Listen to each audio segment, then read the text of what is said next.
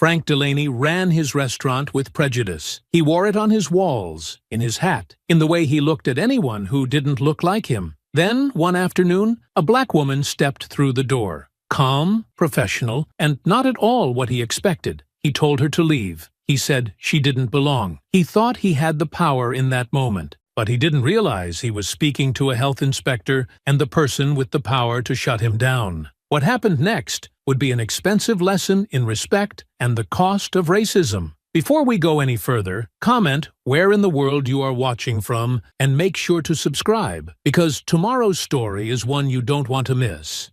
The tires of the state-issued gray sedan rolled quietly over the cracked asphalt of County Road 7, past fields gone dry in the heat, past rusted mailboxes that leaned a little more each season, and past a faded wooden sign that welcomed visitors to Hartswell, Georgia, though it didn't feel like much of a welcome. The air out here didn't carry the noise of the cities she was used to. It moved slower, thicker, wrapped in that weighty southern humidity that clung to your skin and didn't let go. Tasha Freeman didn't mind. She'd driven into worse towns with worse reputations and colder eyes. She wasn't here for a greeting. She was here for the job. The restaurant wasn't hard to spot. It sat right near the center of the small main street, wedged between a bait shop and a family-owned hardware store that still had window decals from Y2K.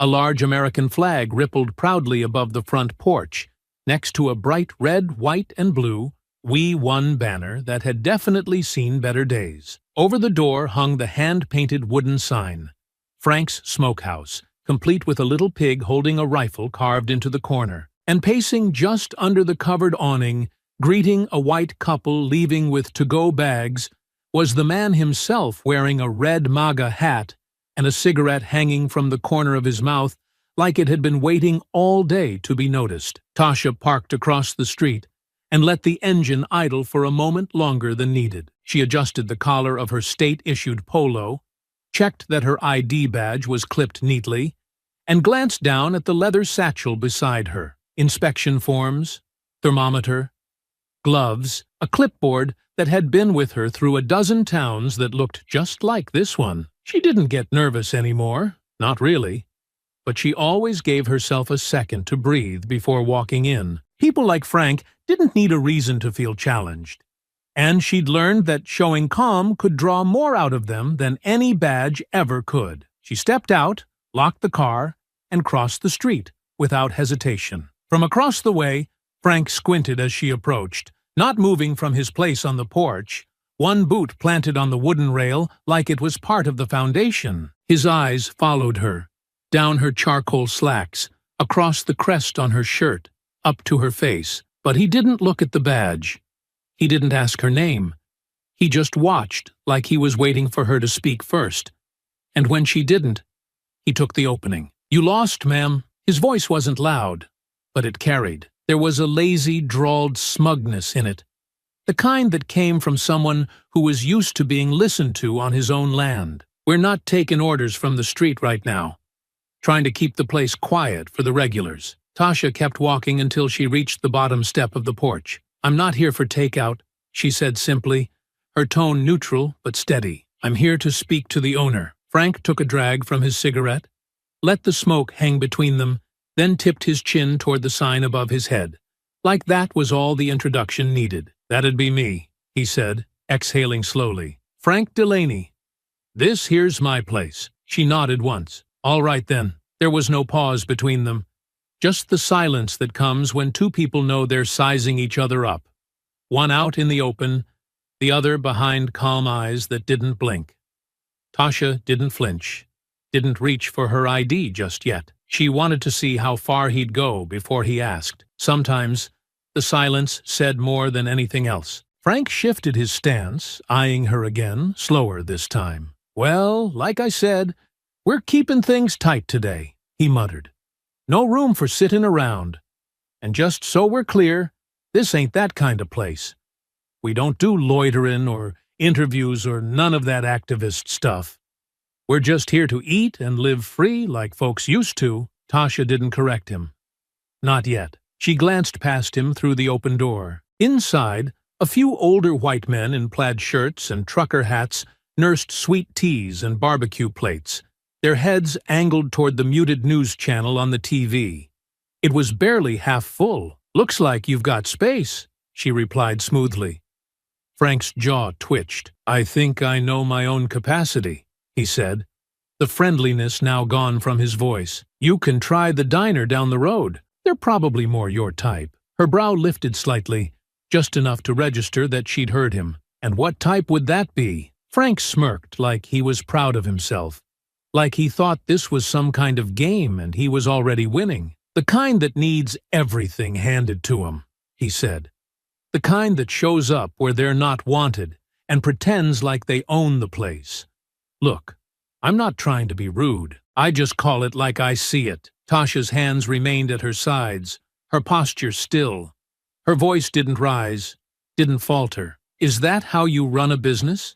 Deciding who looks like they belong?" He raised an eyebrow and took another puff from the cigarette. "This ain't just business," he replied.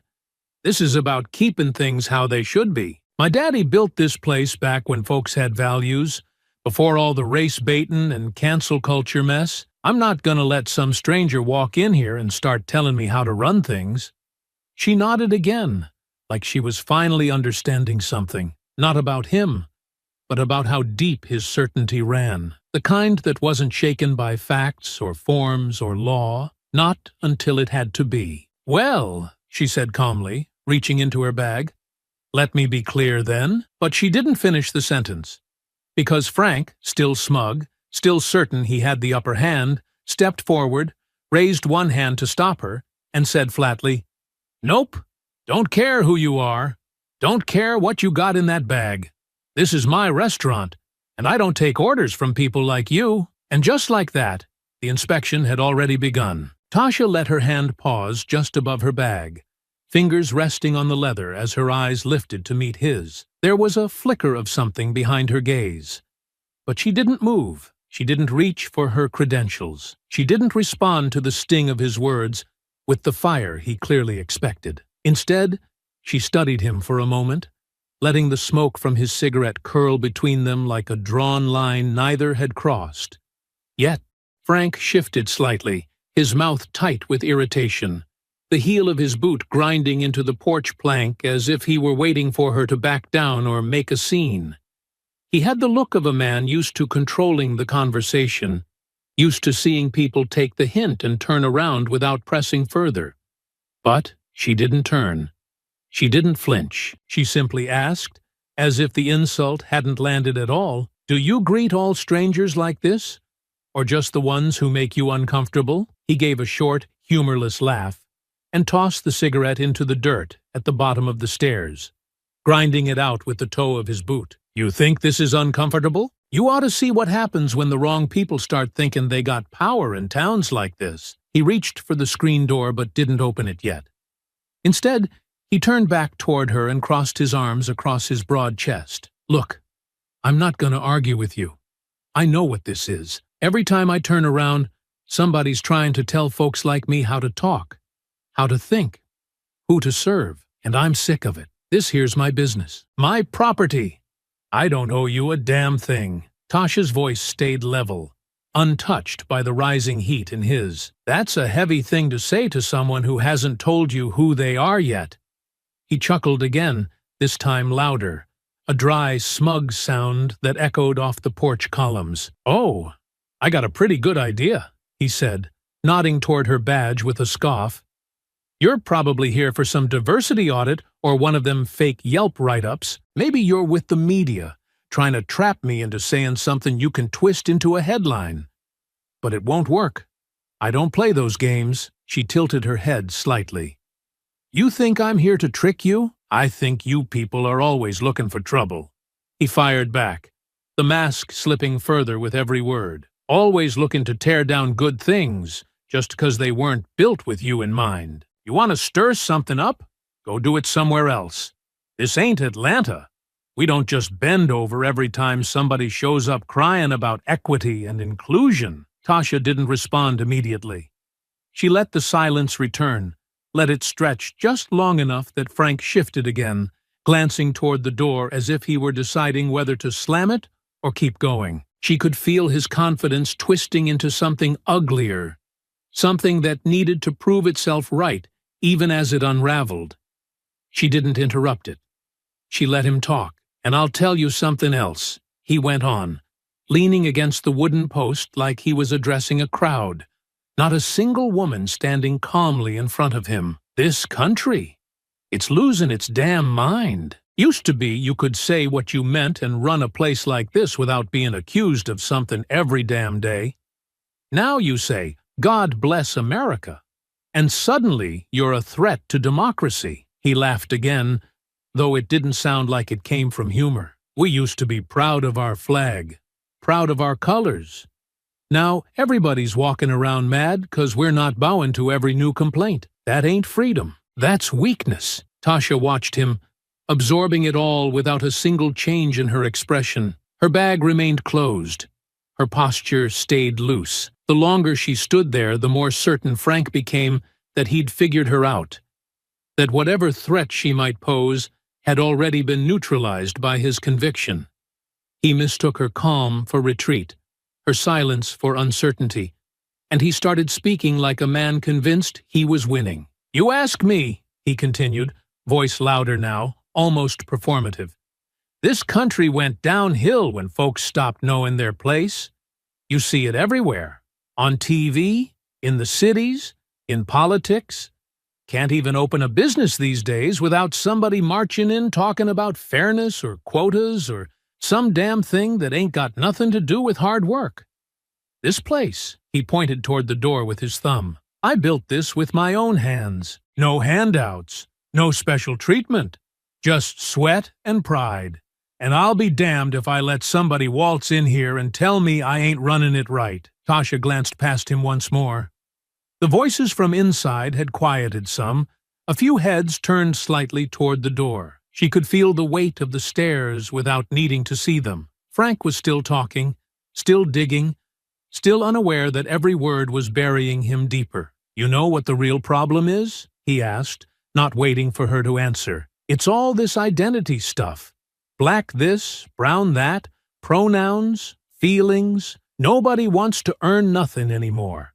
They just want to tear it down and start over so they can say it's theirs. Well, not here. I ain't apologizing for who I am. I ain't bowing. I stand for something.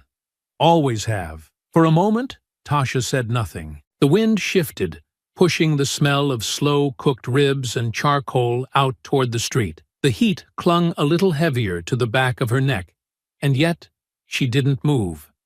Then, calmly, evenly, she opened the flap of her bag and pulled out the leather folder she'd been resting her hand on the entire time. She didn't offer it to him, just let it hang there in her grip, visible enough that the gold-embossed lettering on the front caught the light. The seal of the Georgia Department of Public Health gleamed against the worn leather. "Mr. Delaney," she said, her tone unchanged, "I'm not here to march, protest, or make a scene. I'm here because your restaurant was due for a surprise inspection 2 weeks ago. You were notified by mail. You ignored the notice. This is a follow-up." Frank's face tightened. He blinked. The confidence didn't vanish.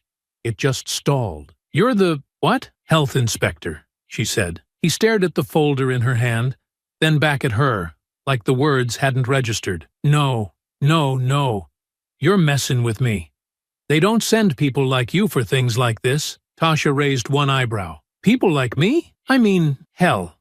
You know what I mean," he stammered, his words tripping now. "I thought they were sending someone official. Someone with a name I could look up. Somebody normal." Her tone didn't change, but the words landed heavier now. "Normal?" she asked. Frank turned red in the face. "I didn't mean it like that. I meant, damn, I don't know what I meant. Look, I don't have time for all this. You're not coming in here with that. I don't care what badge you're flashing. This is my place." Tasha didn't move forward. She didn't demand entry. She simply closed the folder again and held it at her side. So you're refusing an official inspection? I'm refusing a damn setup, he snapped. You show up here unannounced, dressed like that, talk in circles. I don't know who sent you, but I want someone real. Someone who knows how this works. Tasha took one step back down the stairs, not retreating, just setting the distance. I'll file the refusal, she said. The state will follow up. You'll be hearing from us soon. Frank laughed, but it didn't carry the same pride as before. Good, maybe they'll send someone white next time. Tasha didn't react, not with anger, not with insult. She turned away without another word, walked back toward her car, and didn't look back. But even as she walked away, Frank didn't know he'd just failed the most important inspection of his life. Tasha didn't slam the door when she got into the car. She didn't mutter under her breath, or punch the steering wheel, or roll her eyes at the closed-mindedness she'd just left on that porch. Instead, she sat in the driver's seat for a moment, let the door click shut behind her, and reached calmly for the clipboard tucked beside the passenger seat. She flipped it open, adjusted the forms, and began writing. Her handwriting neat, deliberate, every line recorded without emotion, without exaggeration. She noted the refusal. She detailed the verbal statements.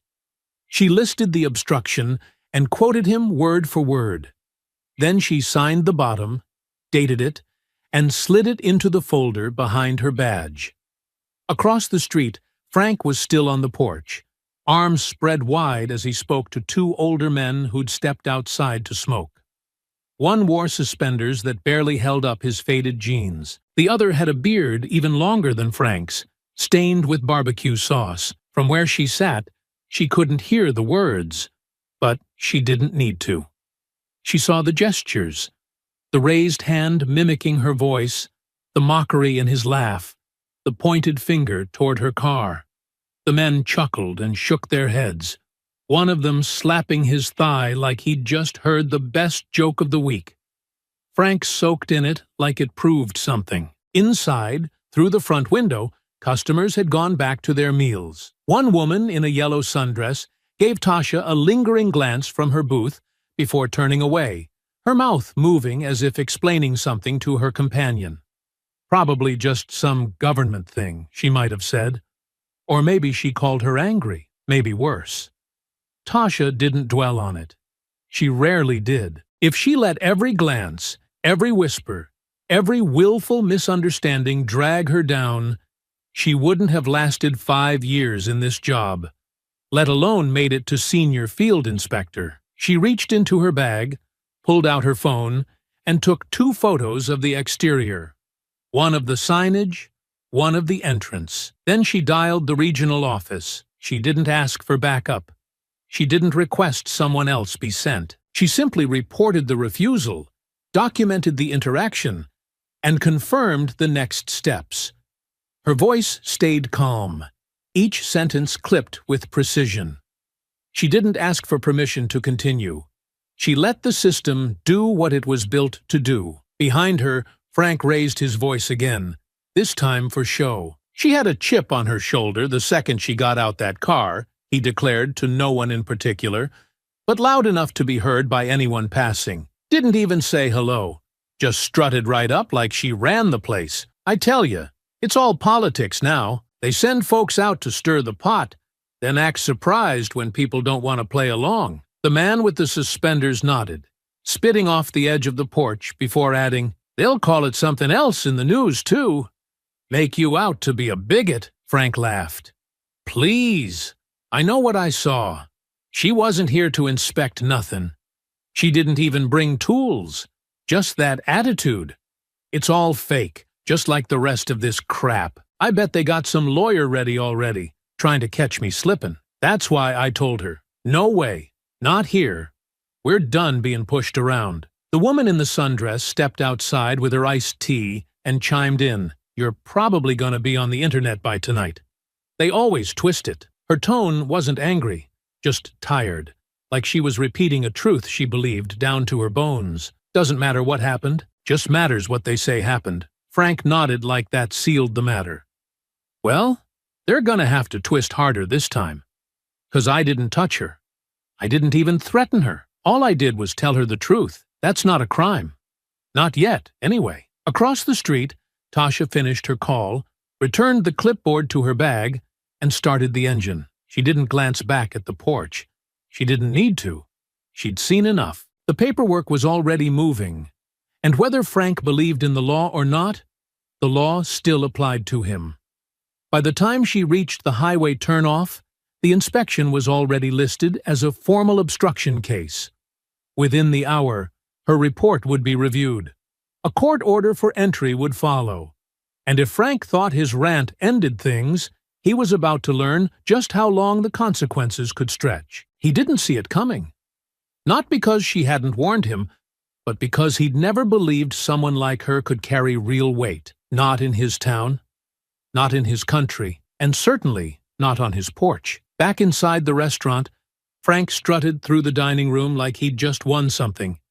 He patted shoulders, refilled drinks, and made a show of smiling big for his regulars. When someone asked about the little situation out front, he waved it off with a grin. "Just a misunderstanding," he said.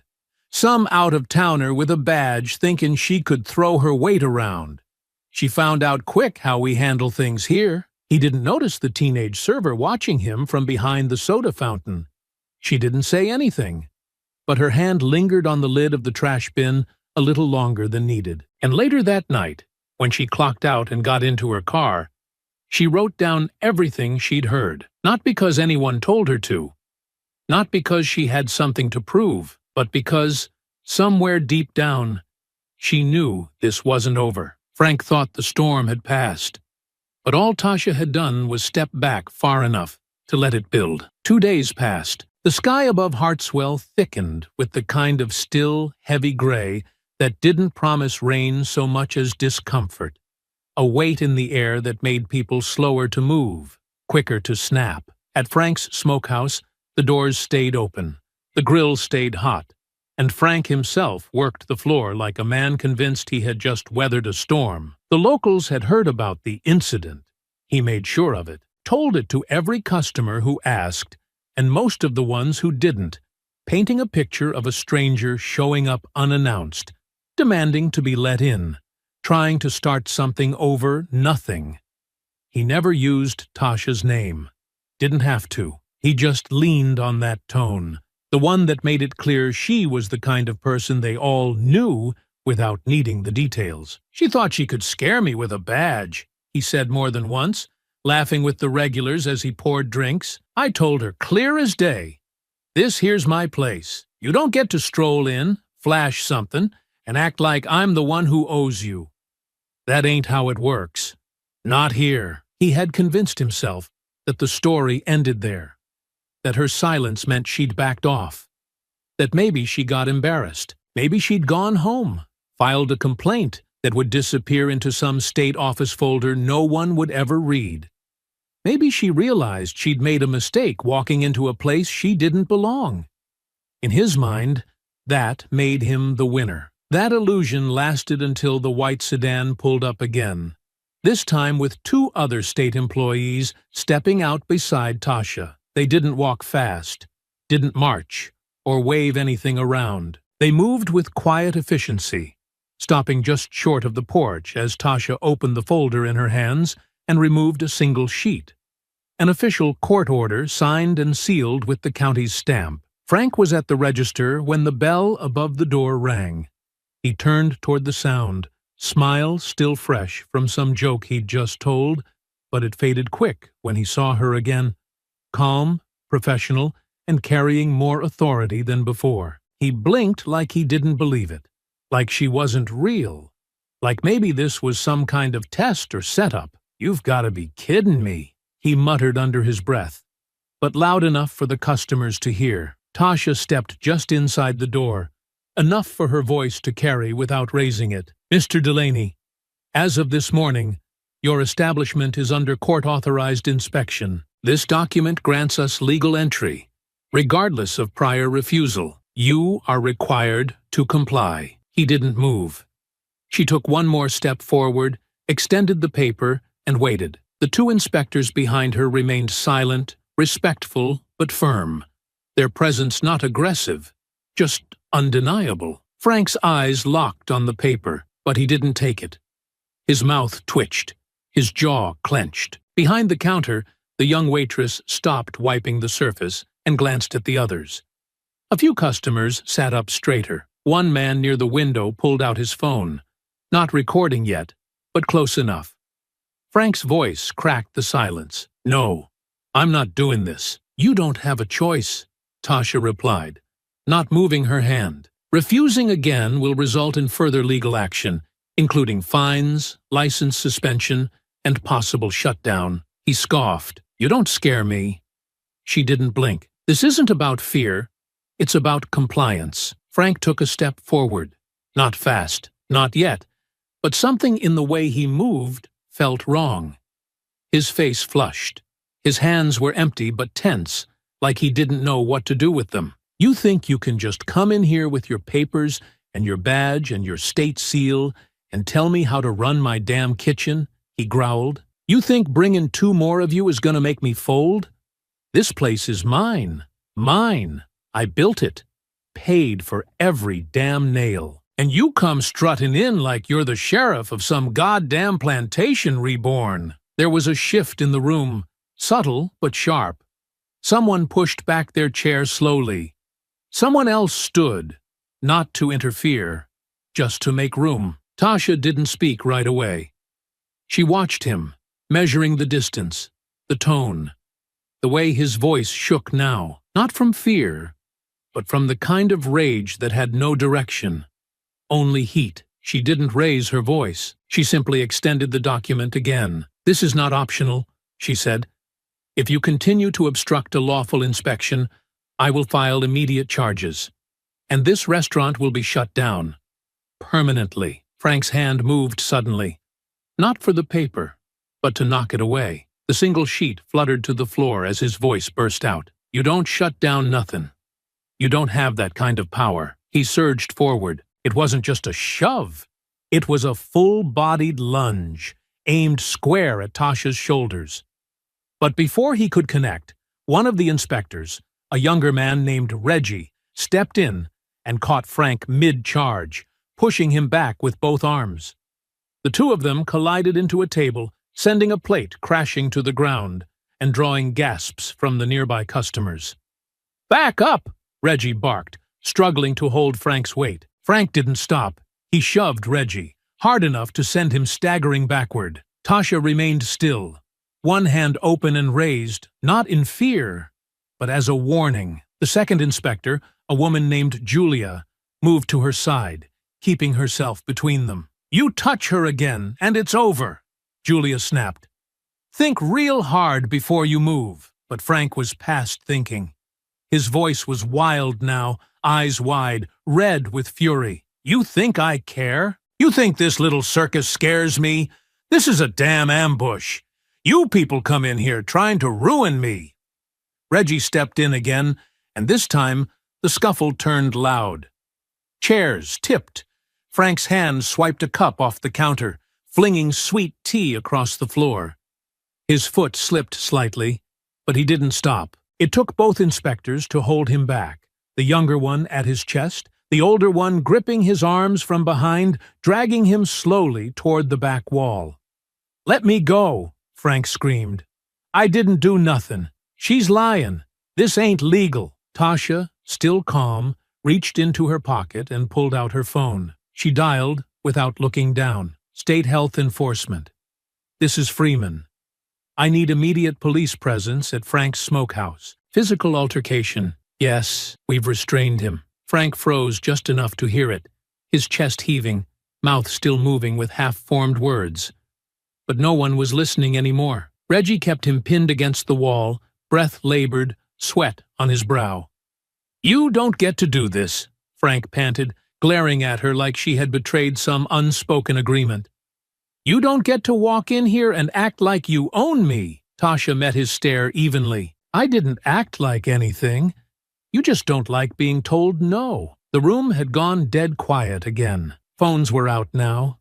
At least 2 customers were filming. The young waitress behind the counter had tears in her eyes, her hand gripping a towel she hadn't used since the moment it started. No one looked at Frank the same way anymore. Minutes passed before the officers arrived, but by the time they did, the tension had sunk into every corner of the restaurant. Officer Ricks entered first, eyes sweeping the scene, hand on her belt. She took one look at Reggie holding Frank against the wall and didn't need a single question answered. "Let him go," she said. "We'll take it from here." Frank staggered forward, chest still puffed like he thought there was a fight to be won. But when she pulled out the cuffs, his bluster faltered. "Come on, Mandy," he said. "You know me." She nodded. "I do, and that's why I'm doing this the right way. Turn around." When she cuffed him, he didn't yell. Not this time. His mouth moved, but no words came out. The cameras were still rolling. The customers were still watching. And Tasha didn't move until the door closed behind him. The door closed behind the officers with a finality that didn't leave room for confusion. The silence that followed wasn't the kind that invited comfort. It was stiff, awkward, and heavy. The kind that settled when people knew they'd witnessed something bigger than they'd expected, but didn't yet understand the shape of. The few remaining customers avoided each other's eyes. Some stood awkwardly near the front. Others slowly gathered their things and stepped outside without a word. No one finished their meals. The only sound was the soft squeak of rubber soles across the floor as Reggie bent to pick up the court order from where it had fallen, smoothing the creases with his thumb before handing it back to Tasha. She took it quietly, nodded once in thanks, and tucked it into the folder. Her hands were steady, her breathing even. She turned to Julia and said, "Get the footage from the front camera before it loops. I'll file the official report tonight." Julia nodded and moved quickly toward the office in the back while Reggie followed, muttering that he'd check the storage room and clean up the broken plate. No one had to say it, but the inspection would have to wait. The violence had changed the nature of everything. This was no longer about health code violations.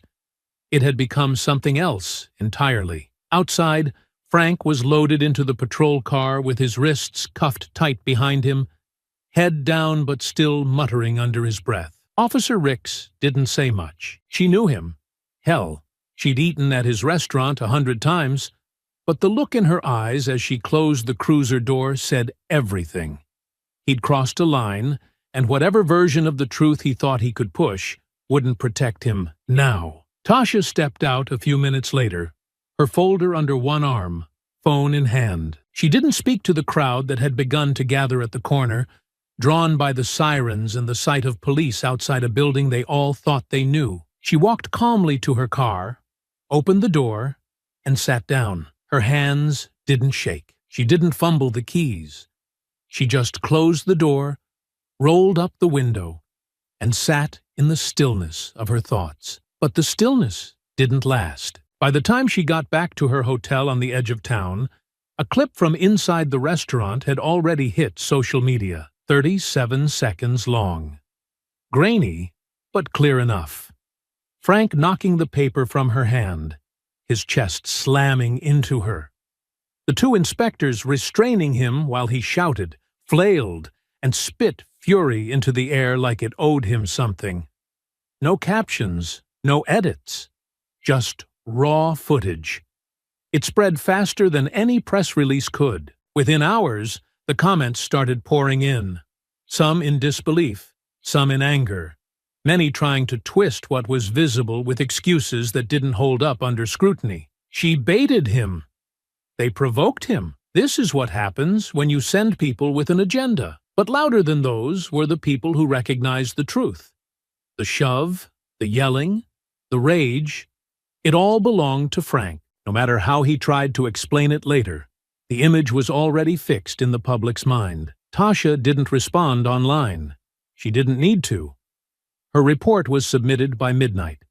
Her statement was filed with the local prosecutor before dawn. Her department sent a formal press release confirming the legality of the inspection, the validity of the court order, and the assault charges that were now being pursued. Everything that mattered was already in motion. But for Frank, the fallout was just beginning. The next morning, he was released on bail, stepping out of the county jail with the same scowl he'd worn the day before. There were no cameras waiting, no interviews, just a silence that felt different now. Not respect, not support, just space. People saw him, but fewer greeted him. Some nodded stiffly. Others turned away entirely. His phone was flooded with messages, half of them from people who'd seen the video and couldn't believe what he'd done. The other half from people who wanted to believe he'd been set up, but couldn't quite explain how. He called the incident a misunderstanding in his first statement, claimed he was caught off guard, that the inspector escalated things, that the whole situation's being blown out of proportion. But no matter how many times he said it, the footage kept playing, and people kept watching. The waitress, who'd stood frozen behind the counter during the attack, turned in her notice that same day. Said she didn't feel safe working there anymore. When asked if she'd be willing to give a statement, she said she already had. Left it with the police the night before. Said she wasn't going to pretend she didn't see what she saw. Frank tried to carry on business as usual. Tried to keep the doors open, keep the grill running, keep the regulars laughing. But the laughter didn't come as easily. The tables stayed empty longer. One of the suppliers called and asked if they could hold off a week on deliveries. A few others didn't return his calls at all. The damage was slow, steady, and quiet, just like the woman who'd caused it. And yet, in his mind, it was still reversible. He told himself the state would back off, that the story would die down, that he could spin it, control it, make it about freedom, pride, tradition. But behind closed doors, he was seething, pacing, replaying the scene over and over, not to understand what went wrong, but to figure out where the blame could go. He still didn't believe he was wrong, just that he'd been caught. He didn't understand that the outcome had never hinged on a single punch, or a bruise, or even the shove itself. It was his words, his refusal, his certainty that the law didn't apply to him because of who he was and who she wasn't. And that certainty was starting to crumble. The courthouse in Hartswell wasn't built for spectacle. It sat low and wide along the edge of town, with beige brick walls that had soaked up too many summers, and a flagpole that leaned slightly in the wind, like it had grown tired of holding the same weight year after year. Inside, the floors were linoleum, the air smelled faintly of coffee and printer toner, and the benches in the hallway creaked every time someone shifted their weight. It wasn't grand, but it was functional, and today, it was full. Frank Delaney stepped through the front entrance, flanked by his lawyer, a local man named Carter Hensley, whose rumpled suit looked like it had survived too many Bar Association dinners. Frank wasn't wearing his MAGA hat this time. His lawyer had told him not to. But the set of his jaw, the glint in his eyes, all carried the same message. He walked like a man who still believed the system owed him a correction. Like whatever had happened last week wasn't the start of anything, just an inconvenience that would be brushed off once someone in power finally came to their senses. Carter leaned toward him as they moved through the hallway. Just remember, say nothing unless I tell you. Don't talk to reporters. Don't talk to anyone inside. This hearing's procedural. Let's not turn it into something worse. Frank kept walking, ignoring the few people who glanced up from their phones as he passed. They're trying to make an example out of me. They are, Carter muttered. Because you gave them the opening, Frank grunted. She was never supposed to be there. That order wasn't real. It was, Carter said. And if you'd just let them inspect the damn place, you'd still be open. They stepped into the courtroom, where Tasha was already seated at the front table with her attorney. Lorenzo West was smooth in a fitted navy suit, tie slightly loosened at the collar, as if to let everyone know he didn't need to try hard to be 10 steps ahead. His voice was low as he leaned toward Tasha. They'll try to talk around the facts. Just stay steady. The state's already shut the place down. We're past the point of warnings. Tasha nodded, hands folded calmly on the table. She hadn't looked at Frank since he entered. She didn't need to. He was still too busy convincing himself he'd been wronged. The judge entered. Judge Hamilton, calm, gray-haired, and methodical. A man who read everything twice and didn't move faster than he needed to. He took his seat behind the bench, adjusted his glasses, and opened the file in front of him.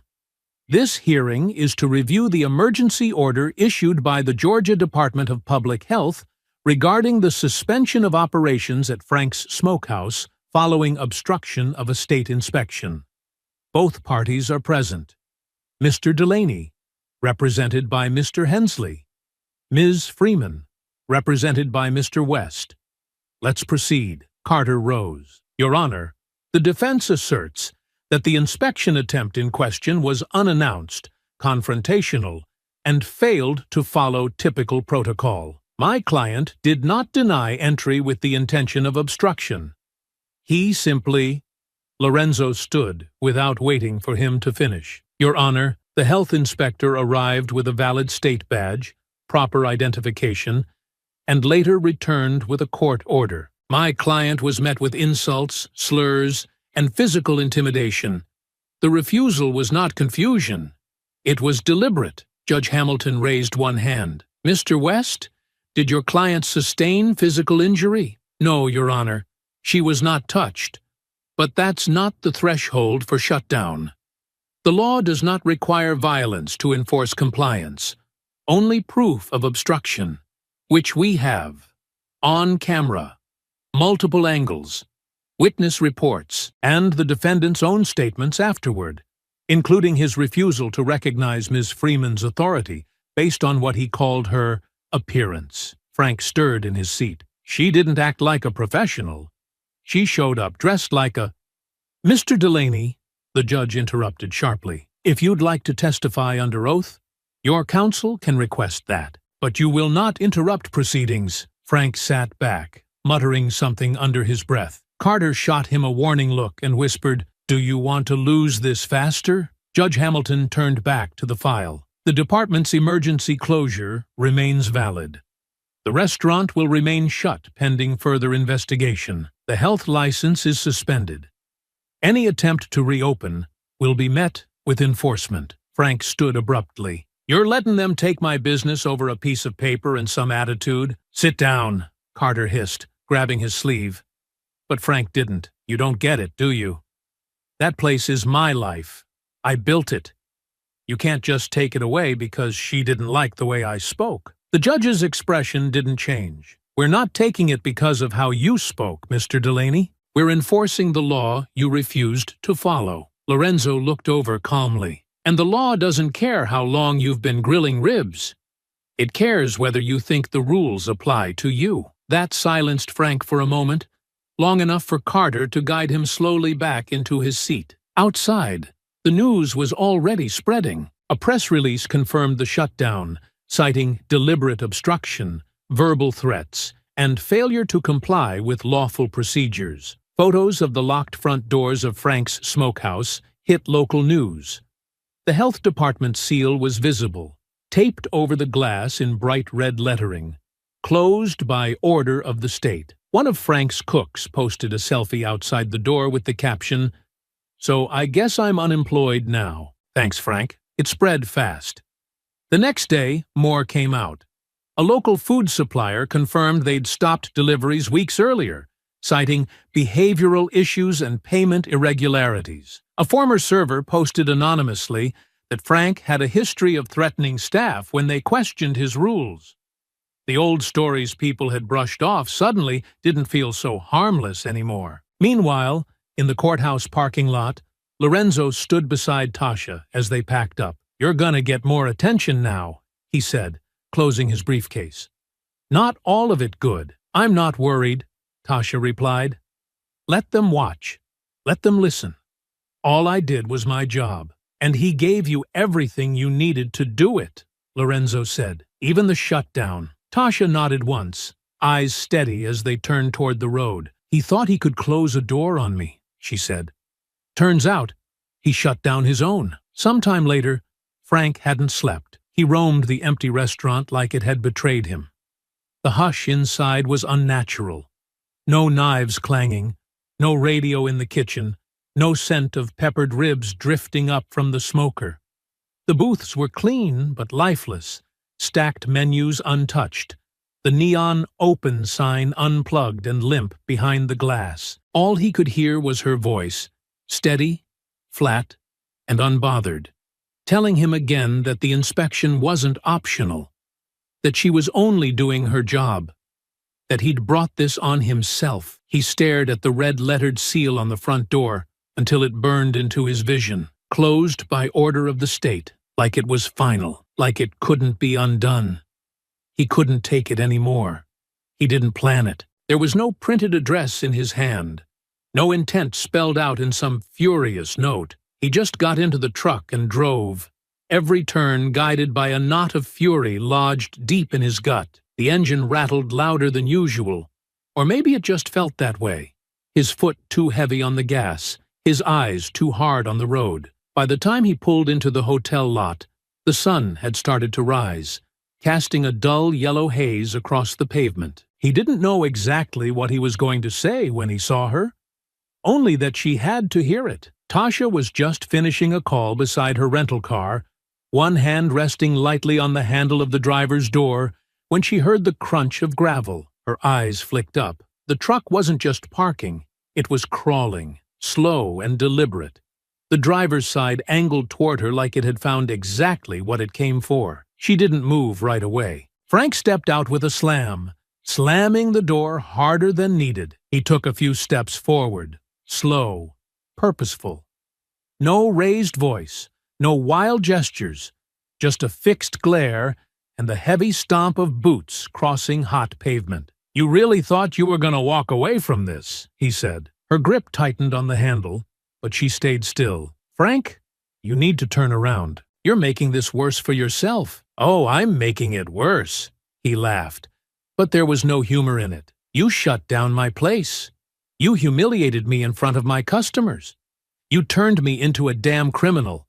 And now you're telling me I'm the problem? You broke the law," she said calmly, standing her ground. "You refused a court order. You escalated. I didn't file anything that wasn't earned." He kept coming. "Earned?" he repeated, shaking his head.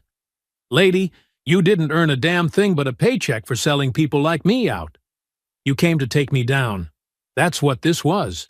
You looked me in the eye and decided I didn't deserve my own place." "I followed protocol," she said, stepping back now, one slow movement at a time. "You're not angry at me. You're angry that you're not above consequences." Frank stopped, barely 10 feet from her, face twitching with the effort it took not to shout. "You came looking for a fight. You just didn't expect I'd give you one." That's when she moved. Not fast at first, just a pivot, smooth and steady as she turned away, walking quickly back toward the rear exit of the lot. But she could hear him now, boots closing the distance. She didn't wait for the moment he'd grab her.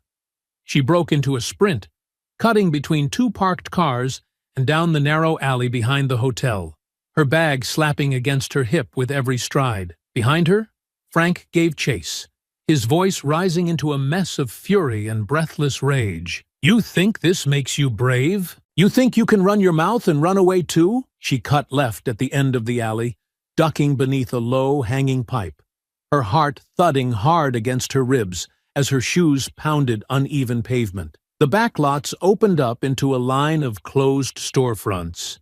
Bakery, antique shop, barber, shut tight with metal grates and dusted windows. There was no one around. She ducked behind a dumpster, pressed against the wall, and yanked her phone from her pocket. Her hands moved quickly now, thumb tapping, screen lighting up. She hit the emergency dial. 911. "What's your emergency?" Her voice was low, breath hitching. "This is Tasha Freeman, health inspector. I'm being followed and threatened. Suspect is Frank Delaney. I'm behind the Hilton Square shops on Ridge Street. I need help. Now!" The dispatcher's voice was calm, direct. "Are you in immediate danger?" He's nearby. I lost him for now, but I don't know for how long. Units are on the way. Stay on the line." She never heard the rest, because gravel shifted behind her again. A shadow fell across the wall. Frank rounded the dumpster, chest heaving, face drenched in sweat and rage and something darker behind his eyes. He didn't yell this time. He didn't have to. His presence was enough. She backed up, phone still clutched in one hand. "Police are coming," she said. "You need to stop." He took another step. Then they better hurry. She didn't run this time. There was nowhere left to run, not without turning her back. Not without giving him the opening he was waiting for. The phone was still live. She hoped someone on the other end could hear the breathing, the silence, the tension about to snap. The sirens were coming. Faint, distant, but coming. And for the first time, neither of them moved. Frank took one more step forward, slow and deliberate, the distance between them narrowing until it felt like the walls themselves were closing in. The early sun hadn't yet cleared the rooftops, and the back alley was still trapped in shadows, dust floating in the air. The silence held taut by the faint pulse of sirens climbing louder in the distance. But in that moment, none of it felt real. Not the call still active on Tasha's phone, not the voices over the line calling her name, not the promises of backup on the way. There was only the space between them and the weight of everything he had lost pressing down behind his eyes. "You don't get to do this," he said, his voice low now, nearly trembling with rage. "You don't get to tear down what I built and walk away like none of it mattered." Tasha didn't blink. Her back was against the wall now, but her hands stayed up, open, steady. "I didn't tear anything down," she said, calmly but firmly. "You did that the moment you decided the law didn't apply to you." He lunged. It wasn't a warning this time, not a bluff or a shove.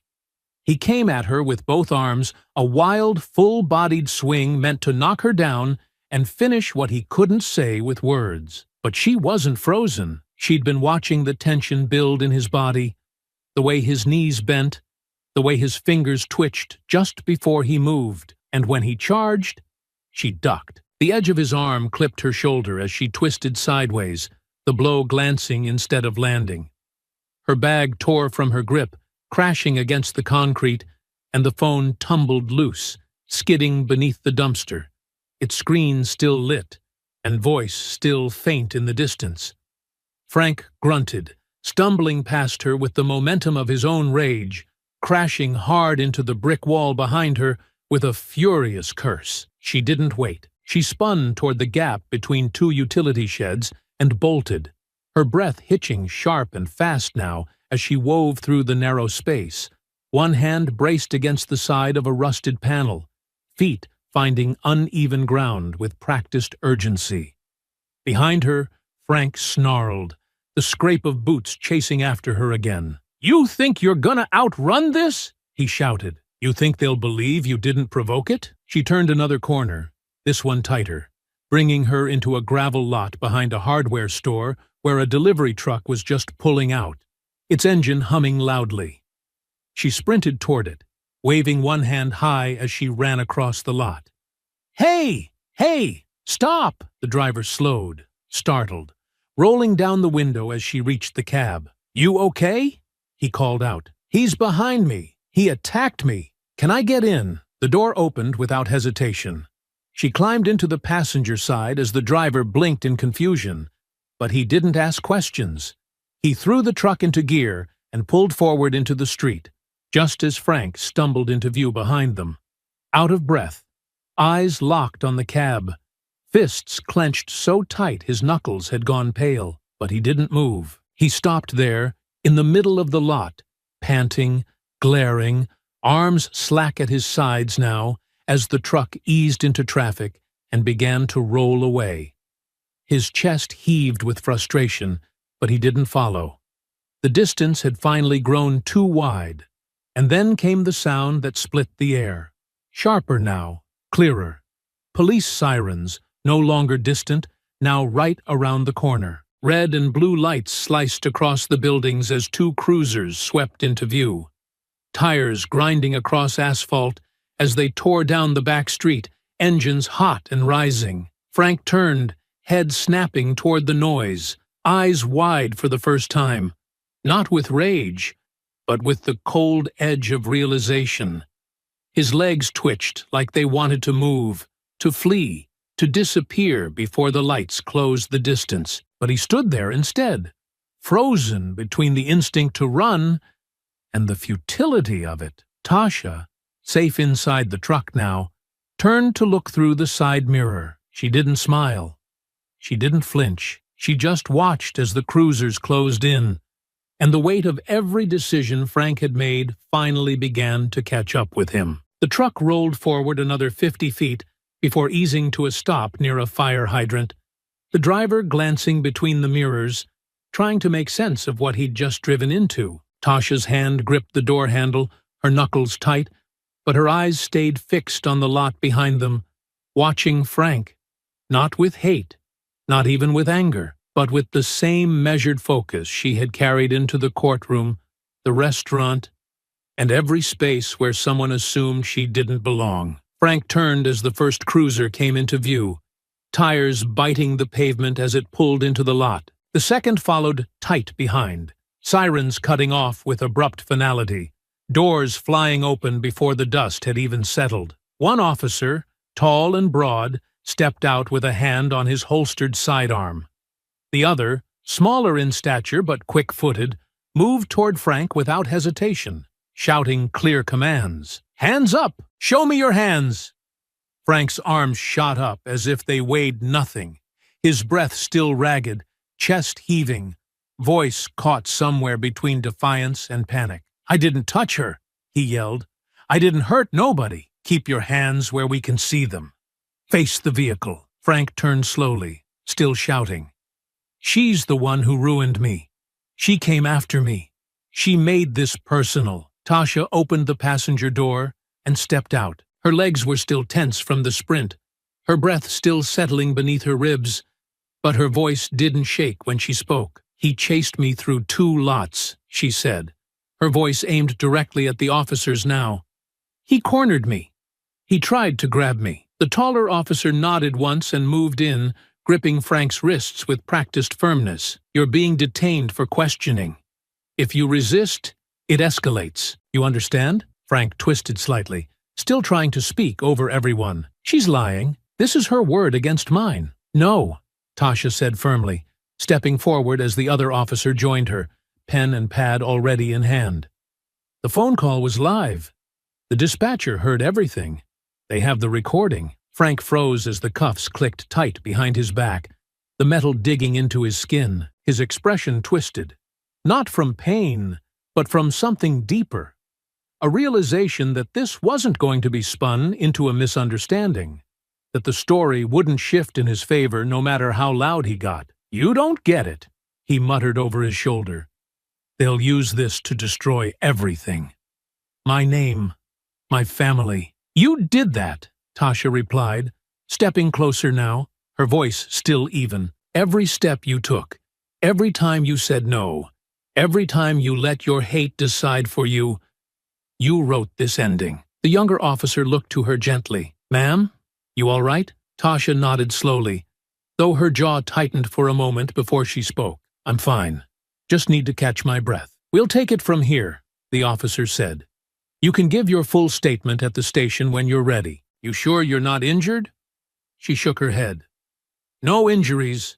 Just tired of being the one who's supposed to stay calm while men like him lose control." Frank turned his head slightly, cuffed, but still desperate to reclaim something. "You think this makes you better than me?" "No," Tasha answered.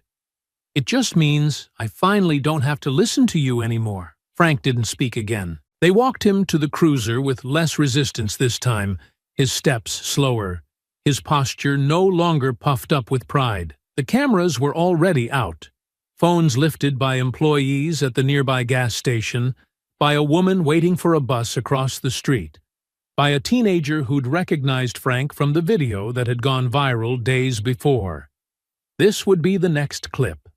No filters, no edits, just the man who'd refused an inspection now sitting in the back of a police car, silent, cuffed, exposed. Tasha remained near the truck, watching it all unfold with a steadiness that surprised even her. The fear hadn't disappeared.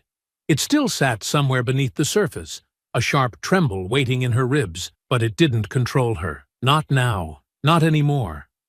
The officer beside her offered a soft glance. "You did everything right." She didn't smile. "I know." She watched as the cruiser pulled away, the red and blue lights flashing faintly across the brick buildings, then fading into the curve of the street ahead. Frank's silhouette shifted once behind the tinted glass, then disappeared. And just like that, he was gone.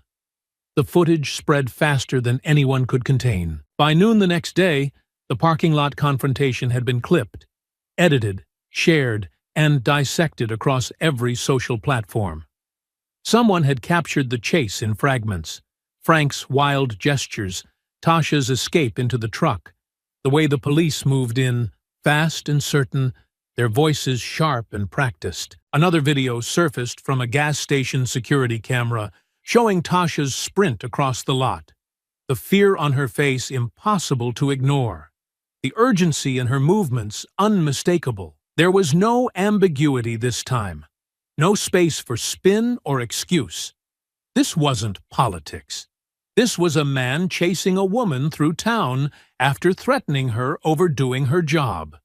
And now, the whole country had seen it. The hashtags picked up speed, merging with the ones already circling from the initial restaurant incident. Inspectors deserve protection. Dank Frank Delaney. Tasha Freeman. Chan shut down for good. News stations caught up quickly. Local outlets ran the story by mid-afternoon. National networks by the evening. Tasha's name was suddenly everywhere, though she hadn't asked for it, hadn't given interviews or posted a statement. She'd said what needed saying in the lot behind that truck. And as far as she was concerned, that was enough. But Frank's world collapsed in silence. His bail was denied the following morning. Flight risk, repeated aggression, and a growing list of complaints now stacking up behind the latest attack. The district attorney had already announced additional charges: felony obstruction, attempted assault, stalking. His mugshot ran side by side with the freeze frame of Tasha pressed against the truck door, hands braced, mouth mid-breath, the contrast too perfect to ignore. People who once called Frank a hometown staple now avoided using his name. The old-timers who had sat at the corner booth for years kept quiet in the coffee shop. No one was rushing to defend him anymore, not openly. A few tried to speak about mental health. Some whispered about pressure, unfair scrutiny, the weight of losing a business. But those voices faded quickly under the sound of the footage playing again and again, under the questions about accountability, about privilege, about what it meant to see a white man chase a black woman through a public street and still think he had something to defend. At the center of it all, Frank sat alone in a cell in the county detention center. No visitors, no phone calls released to the press, no statements. Just four walls, a cot, and the weight of everything he thought he could control slipping through his fingers. Even his lawyer had changed tone. Carter Hensley appeared at a press conference 2 days after the arrest, standing behind a plain podium outside the courthouse, his face tight with exhaustion, his words carefully chosen. "My client regrets the actions taken last week. We are not denying the seriousness of the incident. We ask the public to withhold final judgment until due process is complete." Mr. Delaney's state of mind was compromised. He didn't say by what. He didn't try to explain the chase or the threats. He knew the footage spoke louder than anything he could offer. When asked if Frank would plead guilty, Carter only replied, "That decision hasn't been made." But Tasha knew. When asked if Frank would plead guilty, Carter only replied, "That decision hasn't been made." But Tasha knew.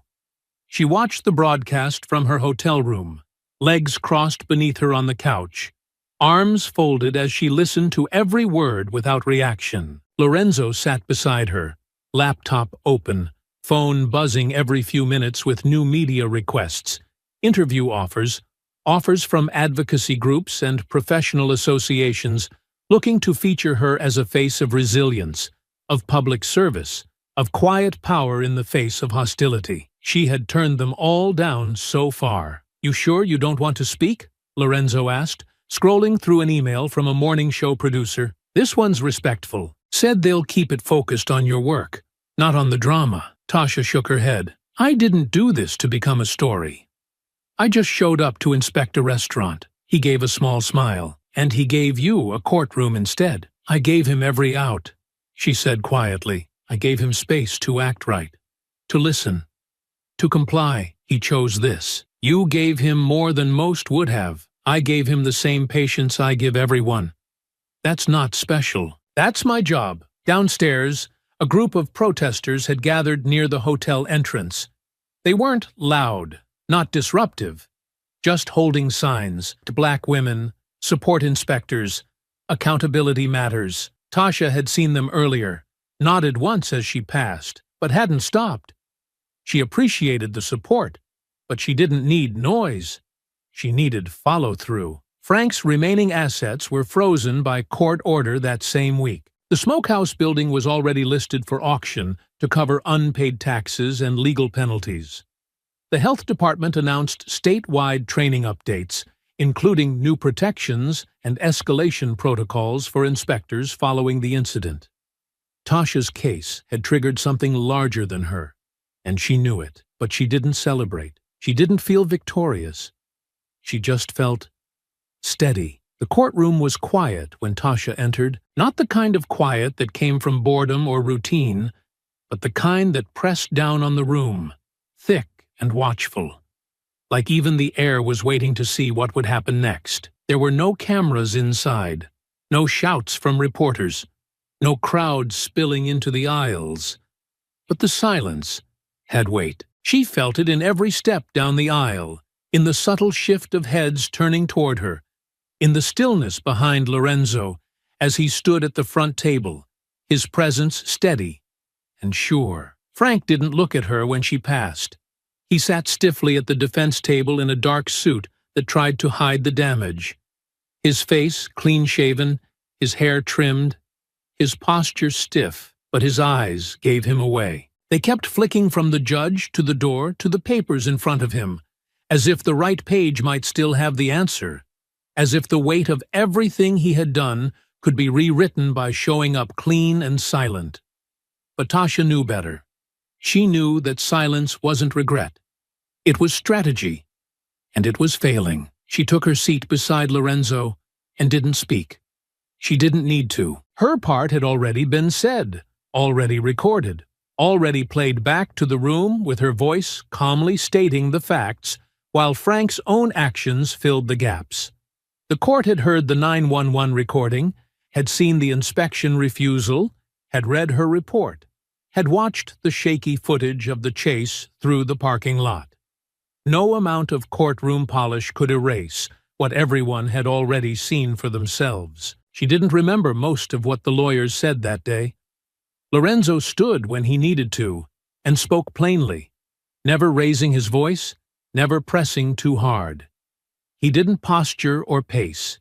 He just laid it out, clean and unshakable, how she had done her job, how Frank had turned that into a threat, how he chased her down with a rage that had nothing to do with procedure and everything to do with control. Frank's lawyer tried to pull the edges back together, tried to paint the picture of a man under pressure, overwhelmed, pushed too far.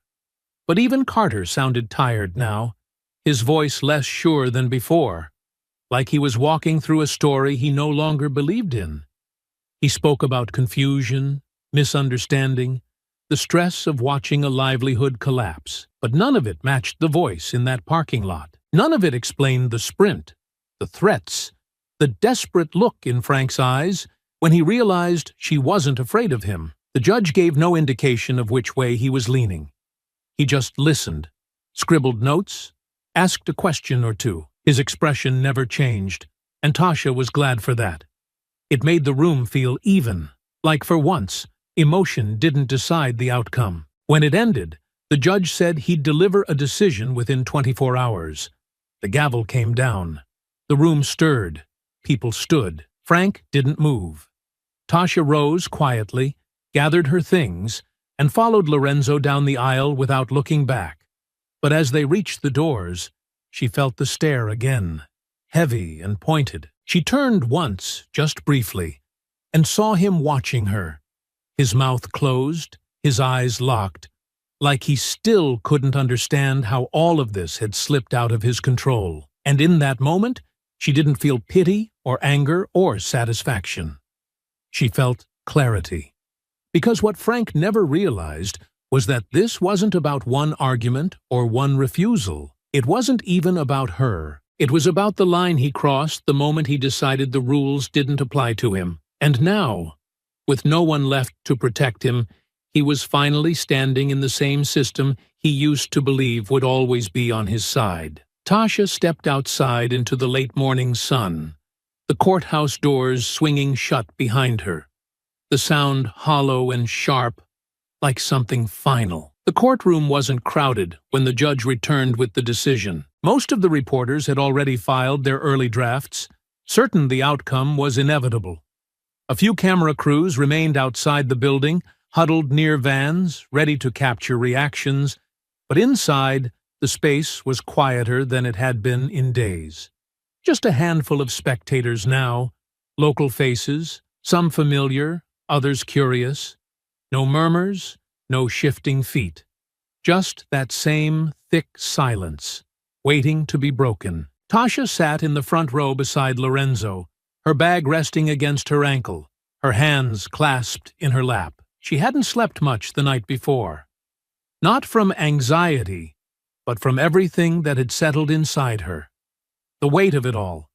Not just the fear she'd carried in that alley, but the history behind it. The way people like Frank had always assumed the world would bend around them. The way they never expected someone like her to stand firm. Frank entered with the bailiff, dressed in the same suit he'd worn all week.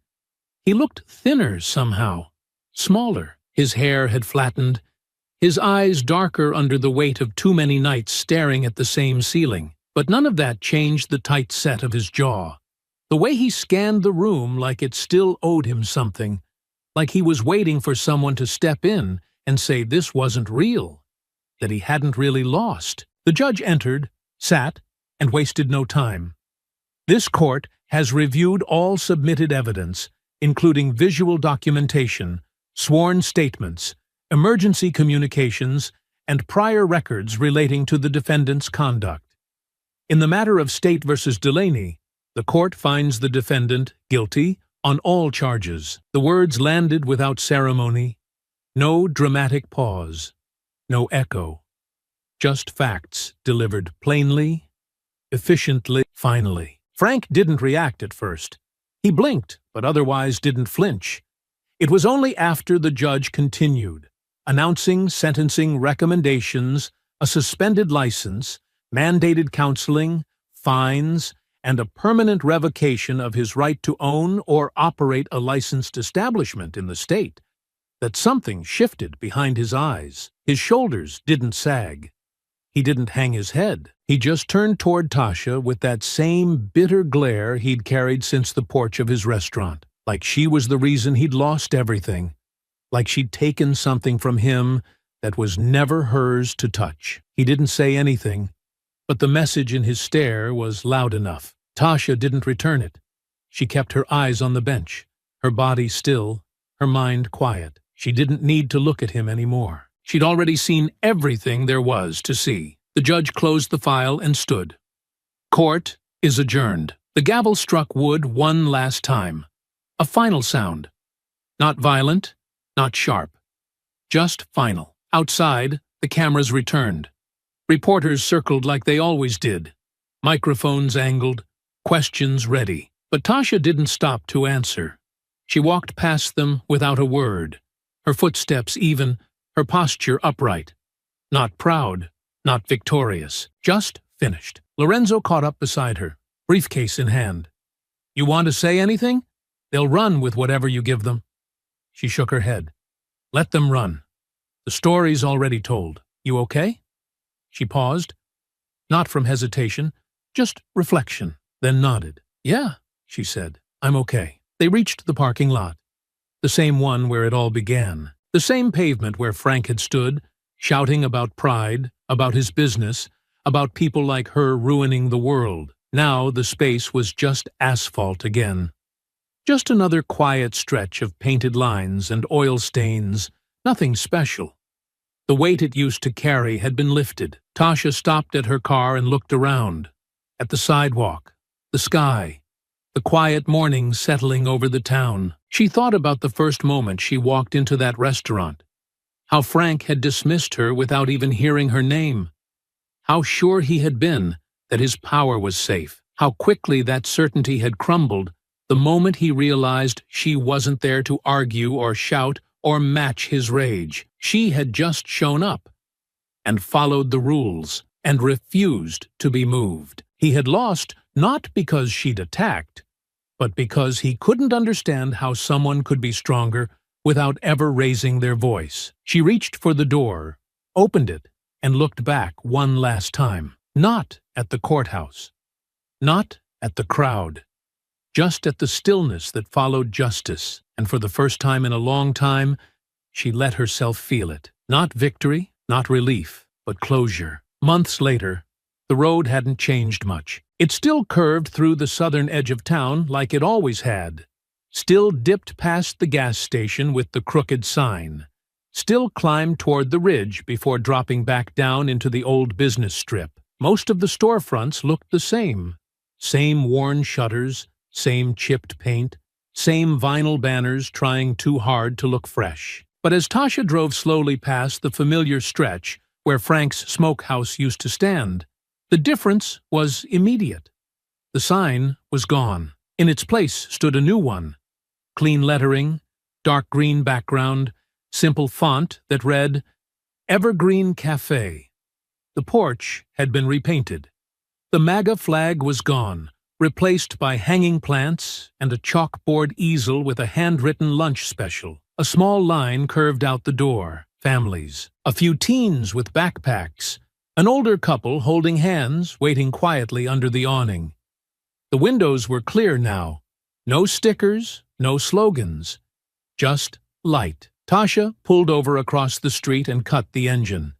She sat there for a while, fingers resting on the wheel, eyes fixed on the building that had once tried to push her away. For a moment, she didn't move. She just watched the people come and go, listened to the low hum of traffic rolling by, let the quiet settle into her chest. The old place didn't look angry anymore. It didn't look proud either. It looked like it had let something go. She exhaled, slow and deep, and leaned back against the seat. It had been months since the trial ended. Frank had taken the sentence without speaking. No apology, no admission, just silence. The story had trended for a week or two, then faded, like they always did, replaced by the next outrage, the next clip, the next fire to chase. But it stayed with her. Not just what happened, but the way people talked about it afterward. The way some still called it an overreaction. The way others insisted it proved something was broken, only to go quiet when the next headline came. She remembered the ones who said she was brave and the ones who called her dramatic, and how both somehow missed the point. She hadn't wanted to be a symbol. She just wanted to do her job without someone deciding her presence was a threat. But this country didn't always allow that. Not for people like her.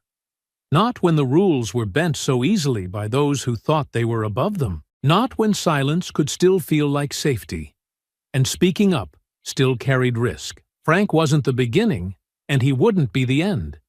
He was just another reminder of how quickly civility could be weaponized, how deep some people buried their hate behind flags, menus, and smiles. She turned her head and looked down the block.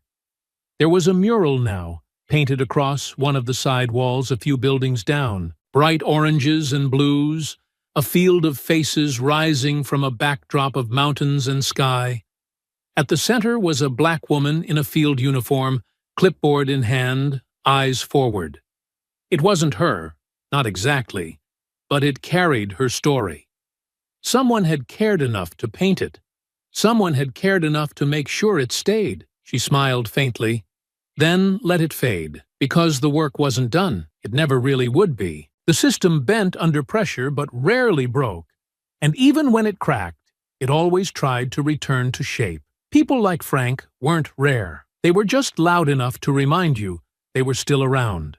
And people like her, calm, steady, unwilling to shrink, were still expected to carry more than anyone else could see. She reached for the keys, turned the ignition, and pulled back onto the road. The new cafe disappeared in the rearview mirror, the line of customers growing smaller behind her. The past finally left in the distance. She didn't need to walk through the door to know she'd already changed it. I hope you enjoyed that story. Please share it with your friends and subscribe so that you do not miss out on the next one.